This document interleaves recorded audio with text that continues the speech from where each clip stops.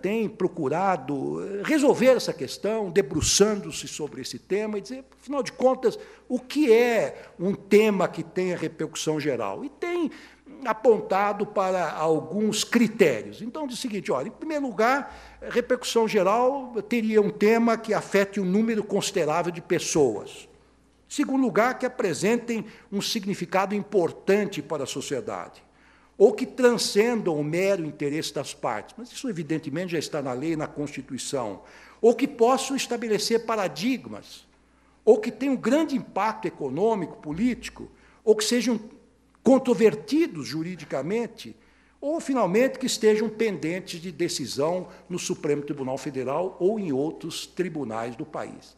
Claro que ainda são critérios um tanto quanto genéricos, mas eu tenho certeza que, pouco a pouco, não apenas a doutrina, como a jurisprudência, vai aperfeiçoando, cristalizando mais esses critérios para dar um pouco mais de objetividade à decisão dos ministros do Supremo, que hoje é um tanto quanto subjetiva.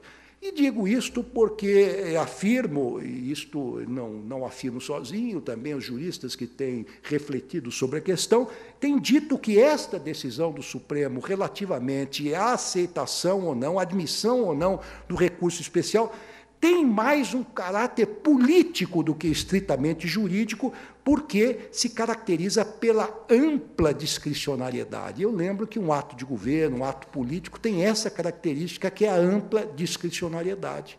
O eminente professor Luiz Roberto Barroso, agora, no caso famoso, no caso do extraditando Battisti, defendeu essa tese no que tange, e foi vencedor no Supremo Tribunal Federal, no que tange ao poder do presidente da República extraditar ou não aquele ou aquela pessoa que o Supremo Tribunal Federal entendeu extraditável. O que significa isso? Que é um ato de governo que possui ampla discricionariedade, e essa tese, no momento, foi vencedora. Digo isto para exatamente mostrar que essa decisão relativa à admissibilidade ou não do recurso com base na repercussão geral é mais uma decisão política do que estritamente jurisdicional, daí porque, em princípio, não cabe recurso contra essa decisão. Vejam, os senhores, alguns números que mostram a importância deste instrumento. Desde a sua implantação, o Supremo Tribunal Federal reconheceu a repercussão geral em 172 matérias e recusou a repercussão geral em 56 outras matérias. E aí alguns colegas são muito críticos com relação a isto, porque vejam, senhores, que 2/3, praticamente, das matérias submetidas ao Supremo foram aceitas, entendeu-se que tinha repercussão geral, e apenas 1/3 não tinham repercussão geral. Aliás, o ministro César Peluso é um dos grandes críticos desta, digamos assim, dessa generosidade do Supremo Tribunal Federal com relação à admissibilidade, porque diz, olha, a repercussão geral foi criada para instituir um filtro. O que é que nós estamos fazendo? Nós estamos admitindo mais questões do que recusando. Isto, de certa maneira, é um contrassenso. Mas, não obstante isto, apesar disto, desde a sua edição, desde a sua introdução, nós já obtivemos uma redução no afluxo de processos de recursos especiais, de recursos ordinários do Supremo Tribunal Federal, da ordem de 43,7%. Ou seja, caiu em quase a metade os recursos extraordinários que agora sobem ao Supremo Tribunal Federal. Para que as senhoras e os senhores tenham uma ideia do volume de trabalho do STF, em 2007 foram distribuídas 82.925 processos. Em 2008, o número já caiu praticamente para metade, para 48.867 processos, que já é muito, porque nós somos 11 ministros apenas, e o presidente não recebe distribuição. Na verdade, somos 10 ministros que recebem os recursos ordinários. E agora, até este finalzinho de 2009, o último número que nós temos, recebemos 31.470 processos. Vejam, os senhores, a importância disto, A importância não apenas digamos assim, para o judiciário, que tem menos recursos, mas para o jurisdicionado. Por quê? Porque as questões acabam na segunda instância, acabam nos tribunais de justiça dos estados, nos tribunais regionais federais, nos tribunais regionais do trabalho, etc., valorizando, inclusive, o princípio da subsidiariedade, o princípio do federalismo, que está esculpido logo no artigo 1º da nossa Constituição. Então, me parece que o benefício deste Instituto da Repercussão Geral me parece que incontestável e permite que o Supremo Tribunal Federal, daqui para frente, mais e mais se debruce sobre questões constitucionalmente relevantes, como tem feito acerca das células-tronco embrionárias, acerca da inconstitucionalidade do nepotismo, a questão da fidelidade partidária, demarcação das terras indígenas. Logo, logo nos debruçaremos sobre o aborto dos fetos anencefálicos. Estas são as grandes questões, com todo respeito, que devem tomar o tempo do Supremo Tribunal Federal.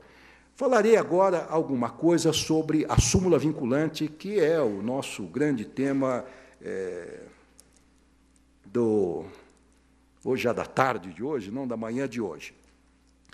E eu quero dizer, então, inicialmente, que a súmula vinculante é uma ideia que não é nova, encontra precedentes em outros países, esta vinculação às decisões judiciais, sobretudo nos Estados Unidos, onde o judiciário é descentralizado em virtude da estrutura federal que adotou. Então, mutatis mutandis, a estrutura judiciária dos Estados Unidos é semelhante à estrutura judicial brasileira. Essa descentralização que ocorre nos Estados Unidos, e acontece aqui no Brasil também, evidentemente, enseja a multiplicação de decisões díspares prolatadas pelas diversas instâncias judiciárias, pelos diversos tribunais e pelos diversos juízes. Nos Estados Unidos, eu lembro que, a partir do famoso caso, e aqui o nosso professor repete isso sempre em suas lições, no famoso caso Marbury versus Madison, que foi decidido em 1803, a Suprema Corte dos Estados Unidos estabeleceu definitivamente aquilo que chamou de Judicial Review. O que é isto? Significa que as leis podem ser submetidas ao Poder Judiciário quanto à sua constitucionalidade. Isto é uma novidade, se nós pensarmos, era uma novidade, então, nós pensarmos que a Constituição americana é de 1787, originou-se de uma revolução liberal burguesa, cujo grande protagonista era exatamente o poder legislativo, o parlamento, que era o grande poder, então, no século XVIII, século XIX. Então, quando, a partir dessa decisão tomada no início do século XIX, o Poder Judiciário chama a si o controle da constitucionalidade das leis, isto foi, evidentemente, uma verdadeira revolução. Então, vejam, as senhoras e os senhores, que essa descentralização do sistema judiciário norte-americano e esta introdução do Judicial Review levou a que as decisões do Poder Judiciário, mas especialmente da Suprema Corte, tivessem efeito vinculante. Os preceitos, os precedentes da Suprema Corte teriam que ser efetivamente observados para dar funcionalidade e coerência a um sistema altamente descentralizado num país continental, lá como cá o nosso Brasil. Então, as decisões judiciais, a partir de então, passaram, nos Estados Unidos, a ter força de lei, recebendo o nome de case law, ou the law made by the courts, as leis feitas pelas cortes. Quer dizer, a força vinculante das decisões judiciais nos Estados Unidos era tão grande, era tamanha, que realmente equiparava-se à lei. Então, as decisões judiciais nos Estados Unidos, notadamente aquelas proferidas pela Suprema Corte, prolatadas em função de um caso particular, constituem precedentes que se aplicam necessariamente a todos os litígios semelhantes.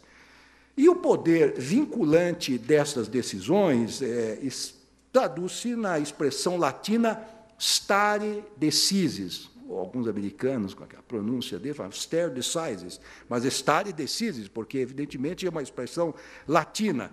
Em inglês, ela é traduzida to stand by previous decisions, manter-se fiel às decisões